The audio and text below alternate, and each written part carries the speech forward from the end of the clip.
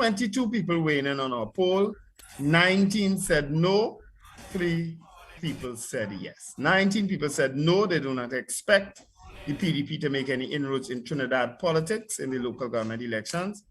And 3 people said yes. All right, that's our poll this morning. All right, thank you. Of course, the poll will stay up until tomorrow morning when I give you the final results at a quarter to the hour of 7 o'clock. All right, Paul, you want to introduce our guest? Well, maybe we could poll our guest too when Paul introduces him. I thought it was Paul on that side of the screen and Paul on that side of the screen for one moment there, you know. It was looking like 2 Pauls I was looking at, you know. I didn't know when Rondell feels so good looking. Good morning, Rondell feels. Why we not here, Rondell? Since Wendell has suggested, what do you think? Do you think the PDP will make an inroad in Trinidad politics as they did Tobago? I don't really get into politics too much at all. You don't get into the politics. You were hand chosen by the Prime Minister's Senate Committee, and you don't get into the politics. Rondell, that was crazy enough to me as well. I was hand chosen by the past Prime Minister as well. So I don't know what. There you go. Well, because when you're in the politics, people see your potential. I know. Good morning, Mr. Rondell Fields, who is the president of the Single Fathers Association. So do you think what's new can the PDP will make inroads in Trinidad? I think it's a difficult thing. I think it's a difficult thing for them. It's a challenge that they're ready to take up. Well, fine. But I think it's a little bit challenging. We're so cultured into 2 directions. And I think unless somebody has that fortitude to break that culture and start to get people looking at governance opposed to governments and alliance, a particular government being formed, anybody's going to have a challenge to make it. I now see why they're choosing you. I now see why they're choosing you. I can see why too. I now see why they're choosing you. You have the language done perfectly. Governance as opposed to government. Governance as opposed to government. You have the language done perfectly. Anything wrong, man. I take props for that. Anyway, good morning, Rondell Fields. You're here in your capacity as president of the Single Fathers Association, or has it been changed to Single Parents? No, it's been changed to Fathers Association. The Fathers Association, right. All right, so there's a recent online interview you did with one of your members who had an issue with his child. Just for those who may not have been familiar with it or may not be familiar, just walk us through the gentleman's name and what happened initially. Yeah, that's Mr. Ramesh Basdew. And what would have happened when Mr. Ramesh Basdew and his past common law wife would have been separated. He would have moved on. She would have moved on. She was actually, there was some infidelity in the relationship, and that's why he had moved out. So what he had done, he had a trip planned, but he had his son in his care. Well, he said he didn't have his son before, but she brought his son because she found out about the beach house line he was going to go to. So, however, he said his son is familiar with his co-workers and his boss and so forth. So he carried the son to the beach house line. So on return, the mother came back to collect the child. The beach house line was a Sunday. She came the Tuesday to collect the child. And she would have seen on his chest some hickey marks, some spots and stuff on him. And she became enraged. Hello? Hickey marks on whose chest? The father. The father would have the father would have been the common law's wife ex now. They're not together anymore. Right. So Understood. She said he's on his chest. She became enraged. She attacked him. He held on to her. She went to the police station, made a report, say he beat her. The police came. They did a little investigation, realized that the allegation wasn't any real allegation after he explained the side it. But later on in the week, she seemed to still be upset with the thought of what she had seen on him. So she started calling him and asking him, how did they get there? Who was with him? Who did he carry to the beach house with him? And he wasn't taking her seriously. He kept ignoring her because he understood that it wasn't her place to ask him these questions anymore. So I think in a bid to get his attention, she did a very inhumane thing by getting her son in front of a camera, having him on a video chat and a video call, and persistently slapping, beating, and choking the child to get the father to tell her who he went to the beach house with. Now, the video which you would have seen would have been 30 seconds, but that persisted for a lot longer than that. He, after continuously calling him and doing that, decided to get one of his co-workers to tape her So the last ordeal we saw for the 32nd 1 minute wasn't the only ordeal that the child had suffered. She continuously slapped the child, choked the child, continuously trying to get the father to tell her who he took to the beach house, trying to get the son.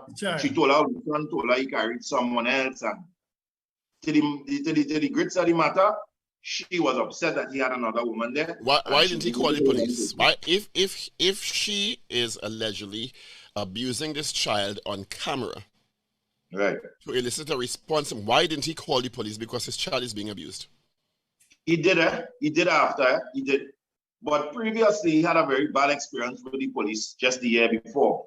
What he would have done is go to the police. His son would have come home a day from the mother and the stepfather, come home a day and said that the stepfather would have choked him and shown him a cutthroat sign if he told anybody. He then proceeded to the police station. He said the mother would have proceeded there also. And he said by the time he got to the station and was trying to explain what he was doing there, the mother was done there already, giving them a side of the story. And by the time he got there, the police officer would have told him, sir, it's COVID, take the child and get out of the station. While I understand that, I still don't understand why, even if you had a bad experience with police and your son told you he was abused and threatened before with a cutthroat sign as you displayed, right, why I would not call the police to protect my child who is being abused again. Correct. And I agree with you, Paul. But what I realized this man was going through, he's a Guyanese national. And I know many times that he went to go to the police station or threaten to call, he would always say the wife would always hold over his head that she would call immigration office. And if he go in the station, the police will lock him up. And if he go there, so he always went to the station, he admitted to me, with a level of fear, thinking that I would go in the station and me being a non-national, I would be the one arrested. Is he here illegally? He's here 18 years and he does not have residency. Oh, so he has some status issues. Right, exactly. Something I would have explained to him as well, yeah. And something we have already called the senior immigration. Of course, he's here 18 years now. He's about 18 years, he's here. He has a 5-year-old son here as well. Yeah, but so, I mean, his status issues stand. I understand his reluctance. He has his status issues. He's aware that he did start the process, but the guy who was doing it, the lawyer, would have died. So, anyhow, he has his status issues. So where's the child now? So the child has been now given custody. The father has been given custody. Emergency. We made an emergency application on Friday. The master would have seen that and been in fear of the child being around the mother, and they would have granted interim custody to the father. So the child is in the care of the father, and the father, when he isn't there, leaves the child in care of the maternal grandmother, who's the mother's adopted mother, who the child was placed in the care by the Child Protection Unit when this happened. So the mother has not been detained at all in this incident, Rhonda? She was detained. The mother was detained and then released pending investigations. I don't understand what is the nature, what is the need for further investigation. I understand further investigation, but I mean, we have evidence enough to show that the mother was the person who abused the child. So she has not been charged. She has not been charged. And that is something we continue to see happen many a time when we have some female perpetrators. They all, for some reason, there's a hesitancy to charge them. So similarly, with her father who was burnt alive and said, boy, it's my lover who had burnt me. A man just the other day. That lady hasn't been charged as well. So there's always some level of hesitancy when we see this perpetrator being female. When we see perpetrators having that female gender, there's a challenge. Is there another child in the situation? Come again? Is there another child? I read somewhere there may have been another child in this situation. In his situation, Mr. Bazio's situation, there's another child. The mother just had a child about 25, could be about 27 days ago now. She is now saying, she's claiming that the child is his. However, because of the infidelity and because she was back and forth with both parties, he said Mr. Bazio said he cannot guarantee that this child is his, but upon paternity testing, if proven the child is his, he is ready to take up the responsibility. So the alleged perpetrator, the female, has another child allegedly by Mr. Bazio. Allegedly. Is that child still in the woman's care? That baby now? No, both children were removed. Both children were removed after speaking to the Child Protection Unit head, Superintendent Allen. She had ordered to have both children removed and put in the care of the maternal grandmother.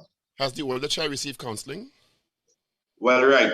The family court, I must give the family court kudos for that. They have already put that in place as well. I know their officers will be going out, their social workers will be going out to provide counseling for the older child. Now, while I understand your advocacy for equality of treatment, which is basically what you're asking the law to do, to treat everybody equally. Right. I also understand the other side of it. This is, I think the elder child is 8 years old. The older child is 8 years old. He's 4 years old. 4 years old. And I could understand, and he's with his paternal grandmother now. Now imagine a 4-year-old doesn't have his mother or his father with him. Right. Regularly. No, but he has custody. The father has custody now since Monday. So he has the father and he has the maternal grandmother now. Okay. So the father is, since we got custody awarded, interim custody awarded on Friday, he has. Rondell, your mic silence. Yeah. Sorry about that. The mic was silenced there for a bit. Yeah, lost it there for a bit. Right. The father now has custody, but with his custody, what he's planning to do is to share care and control. So while he's at work, he will share care and control with the grandmother who will take care of the child. And then when he returns from work, he will collect the child. Normal process that people do. Normal support system. So does that mean, yeah, I don't know why Rondell's mic is silent in itself. But Rondell, tell me something. He is with the maternal grandmother. Does that mean then that the mother still has liberal access there? No, the mother has no access to the child in two regards. First, the custodial, the guardian, who is the past guardian, because she's no longer guardian since the issuance of the court order Friday. The mother has been barred from going there to see any of the children. She cannot go to the maternal grandmother's house to see any of the children. One, and two, the older boy has been granted a protection order from the mother. So she has no way that she could come in contact with him. The baby, however, has not been granted that protection. The baby is being protected by the guidance of the Child Protection Unit right now, who's advised the guardian, who is still the maternal grandmother of the baby, that the mother is not to come within possibly 100 meters, 100 feet, however it goes of the child. So how did all of this advance and a charge has not been laid as yet? Well, that is something for the Child Protection Unit to answer. I mean, for us to make these significant advancements when it comes to even the family court intervening and making protection orders and making orders of custody on an emergency basis, you're talking about one day, the same day we applied, we were granted. It's very strange to me that, I mean, we're not seeing that level also from the Child Protection Unit that concerned. And it's very concerning because whereas I understand the need of having a restorative approach when it comes to the mother, because she may have definitely suffered some level of trauma in her past as well, there must be the penal part as well. We must set an example so that people know that this is not the type of behavior parents must not conduct themselves in this manner when they have children. And unless we set that example to society, it is something that we're going to continue seeing. This is not a scenario where we're wondering if it's borderline corporal punishment. This is a scenario where we're seeing a child is being held ransom for information. And that is a dangerous premise. Very, very dangerous. Dragged before a camera. That's what a kidnapper doesn't know. Drag it before a camera, checking you and all the other person on the other line at ransom so that they do what you ask them. And that, on that premise, is a dangerous premise that went across the entire country. And to date, we're still not showing that, hey, despite your gender, despite your race, or despite how much money you have, once you commit these types of crimes, you will be dealt with. Well, it's such a sensitive issue. One, I'm not diminishing the seriousness of the charge of this woman's alleged activities. And I'm surprised and concerned that the court saw it serious enough, even on face value. Well, not face value, because the evidence is there, the video recording is there, that they could debar the woman with a protection order from seeing a 25-day-old baby, which is really serious because a baby needs that kind of bonding and probably best from the mother. And a 4-year-old who's also emotionally attached to his mother. You understand? So those two children, though they're being protected by the court, are also in a way being, they don't have the comfort of their mother. Mm-hmm. You understand? Because they need to be protected from in the wisdom of the court. So if the court sees it serious enough to debar her and then deny them that comfort and debar her for their protection. Why haven't charges been laid? Because if it's that serious, you understand? Yeah. Correct. And I It's agree really, with a you. court has to think it really serious and these children in danger to debar a mother from a 25, 27-year-old baby, 28-day-old baby. Because Correct. that baby, you know how 4-year-olds and babies are with their mothers in particular. Correct. But So it has to thankfully, be really serious. but Paul and Rondell, thankfully in this instance, the court, it did not wait on the police to do something. They Correct. went ahead and did something in the best interest of the children. But the court has And a that is responsibility their to do duty. that. Yeah. Exactly. Kudos to the court for that. And that is their job towards in the best interest of the child. So disregarding all the things that I mean, as Paul rightfully said, the bonds and the connectivity and all these things, they saw the danger. Because you don't want, God forbid, this baby, something happening to this baby because this happened. You understand? Mm-hmm. So they had to remove both children out of the care. And I am hoping that the Child Protection Unit acts upon this. Not only acts, as I said, with some kind of penal redress alone, penalizing alone, but something restorative as well. And this is how we must deal with all these cases, not only because it is a woman in this case, but also when it is men making these kind of mistakes as well. Yes, bring in the penal arm that we are always ready to bring in when it's men, and then we never bring in the restorative part. And I think this may be the opportune time because people are more empathetic, because society is more empathetic towards females. This is the opportune time to show the perfect model of how we can deal with it, penalize, but then bring a restorative part or element of it as well. To be fair, to your knowledge, has the mother been assigned to a psychiatric evaluation and or counseling or some sort of debriefing psychologically from a professional so that she can work through her issues? Because part of the issue is not always, the best outcome is not always charging and jailing somebody. Let me put it that way. And that is not to diminish the court's responsibility or the police responsibility in charging somebody who has committed a crime against a child or anybody. But sometimes I know the court's approach or the police approach is what they think is in the overall interest of all involved. Paul, Rhonda, let me weigh in here. You know what's unfortunate about, and I agree with you of the scenario that they just painted, but you know what is unfortunate about that? If the roles were reversed, we wouldn't be talking about intervention here. We would be talking jail. We'd be talking lockup charge.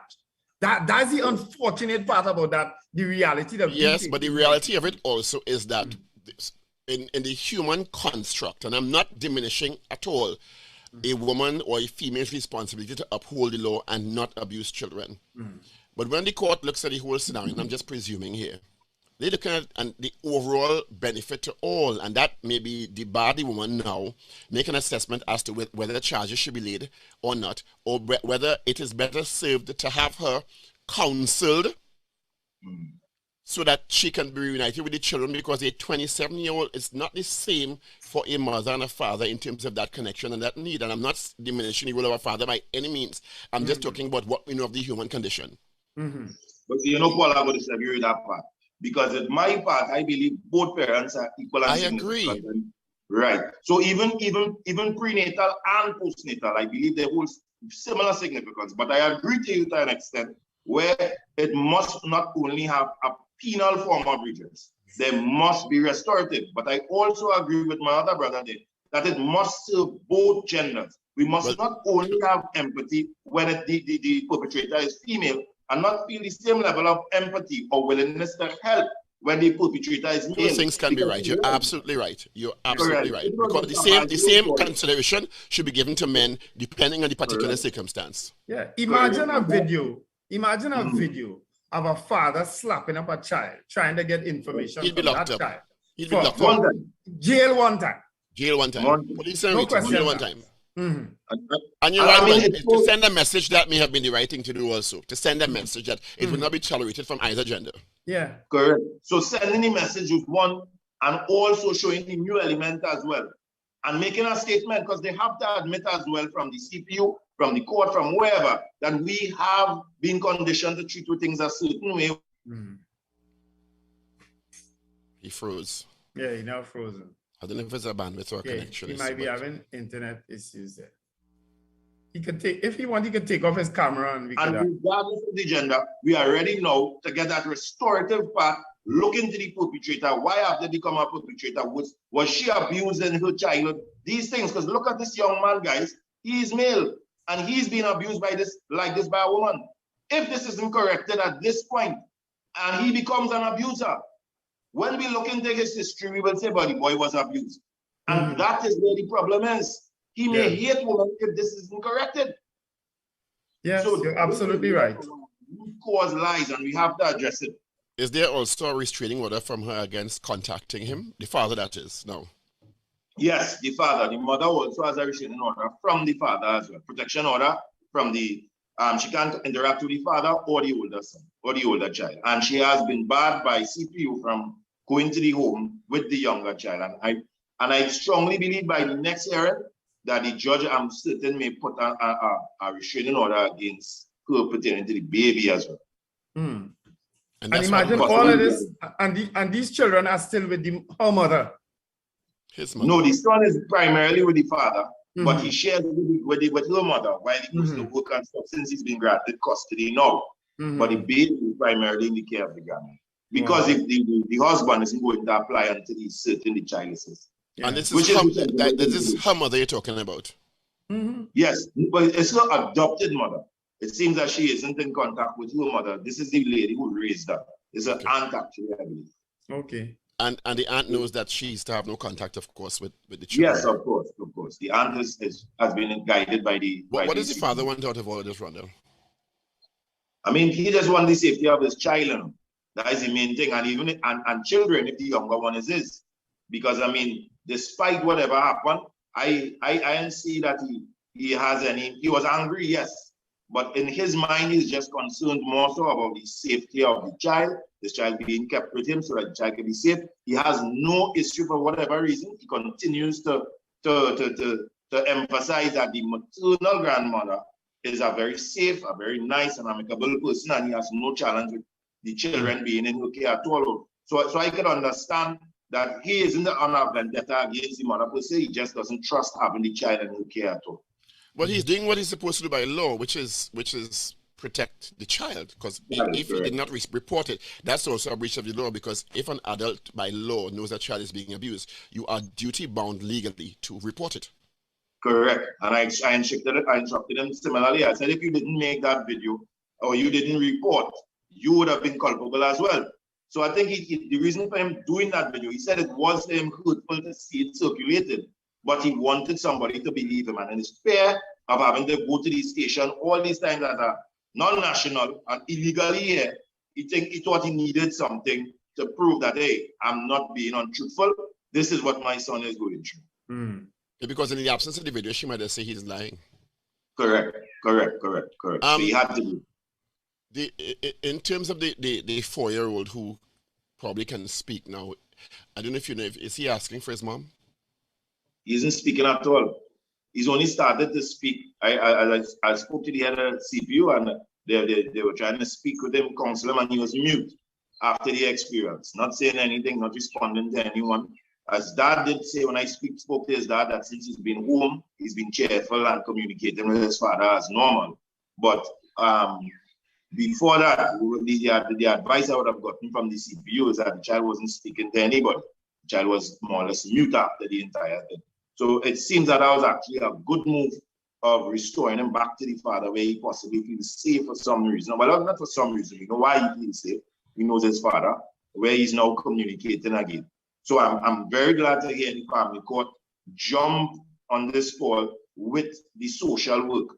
And one thing I want to really strengthen, the family court is trying to introduce a family court process throughout Trinidad and Tobago, where it's domestic issues and domestic matters, and I fully support them. I know that they may need more staffing, I know they may need more finance and these things, and I'm hoping that the authorities and the government really support them. They've now taken up the Shoguana court under the family court in Port of Spain, and I know they want to, and that was one of the reasons, Paul, we were able to get this emergency hearing before Master so quickly, because it was under the remit of the family court. Now, if that was just Shoguana's court, I can't tell you we'd have gotten in front of magistrate in due time. I will tell you also, because I think your organization and yourself have enough credibility now that you've been advocating. It's not necessarily a father's thing alone, but it's a protection of rights thing. So I think the court now recognizes that when you call, they will give you a hearing, which is a good thing, because I mean you built your credibility. We will need to take some calls, Rondell, because I know the audience generally likes to weigh in on these things because there's so much happening in society these days. So the numbers are, Steve. You're not gonna never remember them. Yeah, I know that. 222-8255, 612-8255, toll free North Americans, 866-525-1099. How wide is your membership now, the Fathers Association, Rondell? I'm a the first bit back. How large is your membership now, the Fathers Association? Yeah, but all what we've done, we've actually restructured it. We haven't, at first we had a lot of guys on paper. We still have a lot of guys on paper. But what we realized we've been most successful at doing is helping the general public. So we've created like an executive and an outreach arm of about 15 guys, and an executive of about 5. So within that 20, and then the public, when they come for assistance, we try to assist them that way. The advocacy in those days are writing 100 like a trade union might be able to do it and get 100 and 2,000 to come out when they want to advocate. It's very different when it comes to doing this level of advocacy. It's more like a hospital. You're sick, you come for help. We try to help you. We put general advocacy out there where we try to get reform in policy and legislation, and we try to train people so that when they go out, they can help other people out there. But that whole approach of just having people on paper, guys come get help and leave. What has your membership been telling you about the circumstances that were created with the pandemic? You've seen people have to confront their issues in their relationships with each other and their children, and I'm sure your membership would have had some stories to tell you. Yeah, it worked.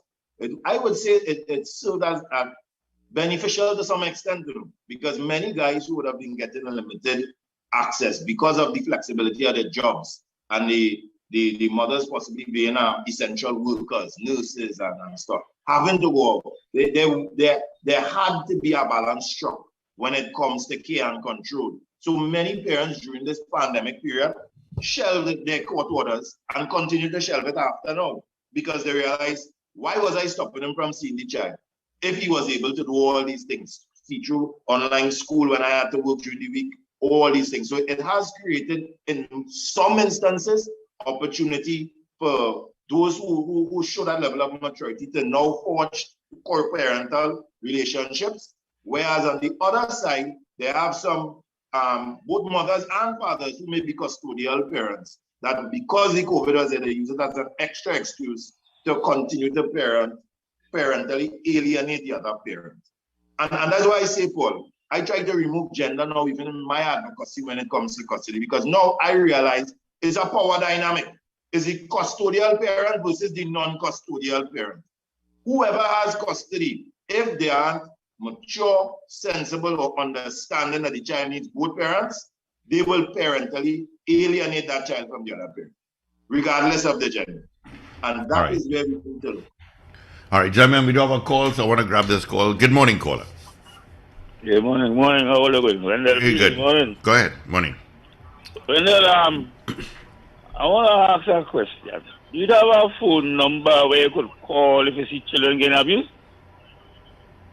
Well, we have a general outreach number for Single Fathers Association, or you can go to the Facebook page and reach out to us there. One of the numbers off the head is 354-6991.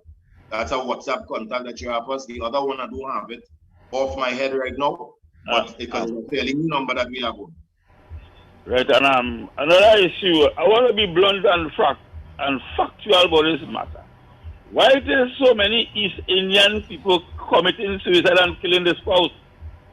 What is the issue with that? Because I realize I'm observing it for the past months.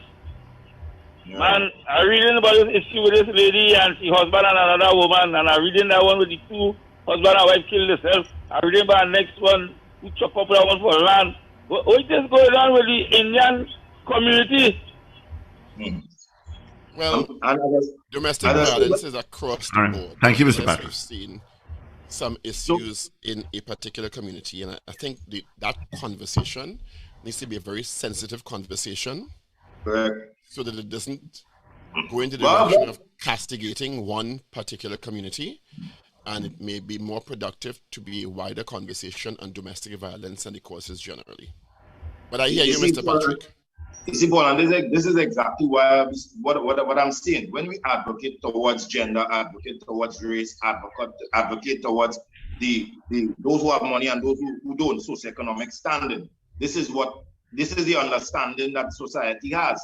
But really and truly, it's all based on anybody's environment. The environment is what causes this type of behavior.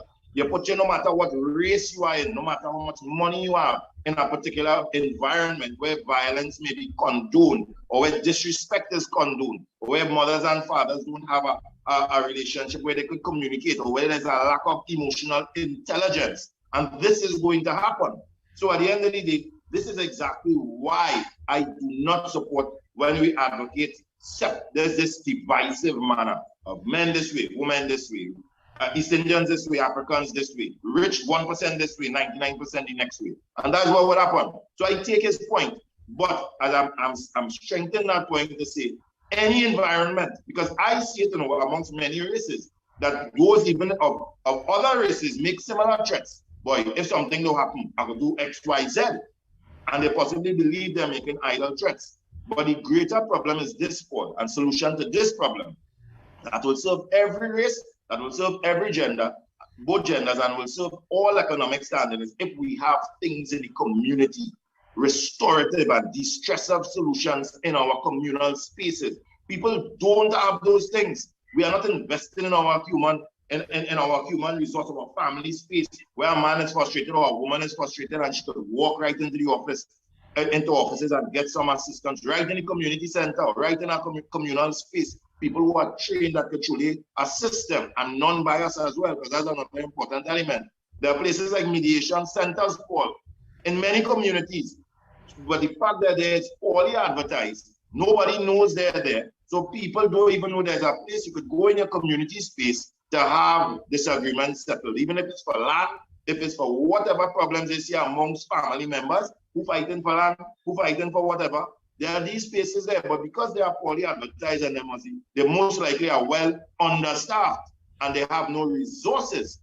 This is why people don't know that these places are within that space. And if we put these places in spaces, I'm guaranteeing you people are going to utilize it. Once they advertise it, it has to be an ongoing advocacy thing. Yeah. We're still taking your calls, 222-8255 and 612-8255. Toll free North America, 866-525-1099. So what's on the horizon for the association? Well, that's it, Paul. This year, we're really looking at, we saw there's a new Attorney General. I know we have the Attorney General, numerous on some of the things that would have come out, some of the recommendations that would have come out to the Joint Select Committee from since 2018, things like paternity leave, things like increasing the non-custodial access. Non-custodial access is still at 4 days a month. You understand? These kind of things, having these things addressed, are dealing with issues where we want paternity testing upon application for maintenance. These are issues where a number of people are maintaining children, going to prison, some of them, and the children aren't even theirs as well. So a number of these issues that are pertinent, that are equitable, and that are fair, we are going to start to raise. What is the issue with paternity testing? What's the main challenge with paternity testing? There's no challenge, and it's become quite affordable these days as well. It's not in the old days when you're paying $3,000 and $4,000. Some persons do it as cheap as $1,000 and $1,200, and people can't afford it these days. It's just that it isn't enshrined anywhere that it must be done before, and there's still presumptions in the law. There are presumptions that a father is a father once he's the husband of the mother. Yeah, once he's the husband of the mother, and to me, in this day and age, that's a. So in other words, seeing that he's the common law father, he may be well taken as though he's already presumed the father of this newborn child, and it may not be his child. I've seen instances where fathers who are actually what we call colloquially the honor man and he decided that he wanted to be involved in his child's life, even though the mother and father may have reunited, and he goes and do a paternity test, and he means he must be involved. And I mean, why I can't say he should not be involved, because he is the paternal parent. Yeah, we have a call here, gentlemen, so let's grab this one. Good morning. Hi, good morning. Good morning. Mr. Felix, I just want to commend you for the work that you're doing. I think you're starting to get breakthrough, and for a long time it was an uphill battle. I personally have been, I'm divorced now, and that's about 11 years now. But I remember 13 years ago going to the police station to make a report about being hit with an object, and the police telling me, "Hey, yeah, man, where you come here for? Get out from the station." And it's so unjust. Situations of when my children were younger, not seeing them for 3 and 4 months at a time because their mother had a disagreement with me. It even reached a stage where 6 months I didn't see my children, and it felt like there's no redress. And I think we need that one-sided gender bias to change, and then a lot of things will come out of the woodwork. So, do you mind me asking, do you think that because of the way society has evolved, people underestimate how painful it is for a father not to see his child for 6 months? It is. It's very painful, because you, at some point, you feel that you are only important for a paycheck to pay. Like I always say, the man has to pay 50% of all expenses, and in some cases more, but gets less than 5% of the child's time. I went to joint custody. A judge order. This was the court order that I only see my children on a Sunday between 10 and 6. 10 and 6, when you check up for the year, is less than 3 weeks for a year. But I must pay half of everything. Whether it's karate lessons, and some of these things, some people just bring up these expenses, and the children don't go to the event, and it's just like a punishment. Yeah, but you're right. When you put it like that, it seems unfair that you're holding up your responsibility to parent this child half, but you're only getting to see the child 1/7 of the week. And if I chime in a bit there, think about the same karate classes. There's a championship, or the cricket classes you're paying for, but you can't be there, or you can't be a structured part of the development of that skill. The child will even remember you there. And that is the thing, that emotional bonding. And then on the flip side, they come after and tell men who are not before the court, step up and be involved. But the ones that come to the court for access, you yourself in authority are giving them that kind of access. Then you're not sending the same message. If you want that restorative approach, and I can't say no, that after the badgering, I would say, we've put on the family court, we're actually seeing it now coming into being, where they're understanding that fathers do want to be involved. And I want to show why fathers are involved all historically. It is because we are the generation of men that grew up without our fathers, whether they were withheld by a court order, or whether because traditionally they were just the breadwinners, come home, work, when they don't work, come home, sleep, and they had no time to deal with giving that emotional connection with each child, bonding with each child. So we are the boys who were disconnected to our fathers, whether they were in the house or not, who always had a desire to be a better father. And now this desire has caused men to want access more than just being given financial representation. And if they're not given the support by the courts, and they're not given the support by society, in a midst of them paying retribution for the past fathers who didn't care, then we revolving this, we keeping the cycle going. Yeah. It's time to break this cycle and allow men who want to be involved, to be meaningfully involved, to be involved. Well, just one thing. Also, I don't think people inside the household, because my son now lives with me, because he's over 20.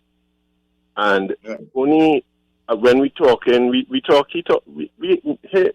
My ex-wife and I have a good relationship now, and he was told for a long time that you're gonna be like your father, and it having the tone of being negative. And this has been happening. If it can happen to my son, it could happen to other people's children. It does. Yeah, the other side of it too is we're talking about, and father's right is important, but people that's don't more realize widespread than they think. Eh? Yeah. People don't realize that you're also robbing the child of the experience. Correct. And I remember a Christmas morning crying because we had agreed for half of the whole Christmas and half Boxing Day, and being called 7:15 and say, I don't feel like coming to drop the children. So I said, well, okay, I will come. No, I don't want you in my street. I will call the police if I see your car in my street. And I'm helpless because if anything, if the way our society was back then, it might be improved now. Once a woman made a call to the police, you go into jail. And I know people realize, yes, it's hurtful to you. I mean, maybe that was the intention, but it's also hurtful to the children.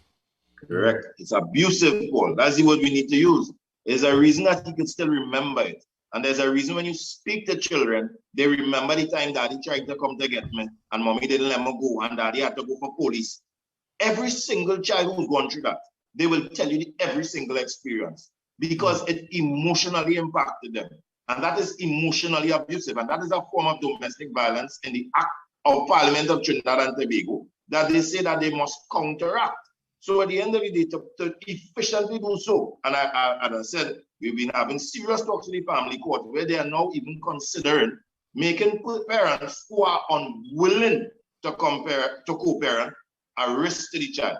Just as an abusive parent, just as a parent who abuses drugs and they are deemed as risks to children, parents who show all reluctance to co-parent and have the other parent involved, whether you're the custodial parent or not, they are starting to look at these people as risks to the well-being of the child. Thank you for sharing, buddy. Yeah. Yes. Rondell, thank you so much for being on Power Breakfast Show this morning. Thank you for having me. I appreciate the time you took. All the best to you. And one more time before you go, Rondell, the telephone number and Facebook page. 354-6991, or you go to the Single Fathers Association Facebook page. All the numbers come up when you send a message. All the numbers will come up and I reply automated message to you. Well, thank God you've been recording because I completely forget to press record. Okay. Rondell, you sell out all your old stock that you were advertising recently? We still have some of them there, but all right, great. All right, Rondell, thanks a lot, man. Be safe. Thank you. All the best to you. All right, you too. All right, great. All right, let's get into our news brief. Evies and Hillbab is in a news brief, all powered by Champlain Auto Services. This is your news bulletin from Power 102 Digital. Head of the Fathers Association, Rondell Field, says that the recent video showing the abuse of a young boy by his mother, who did so allegedly because she was upset with his father,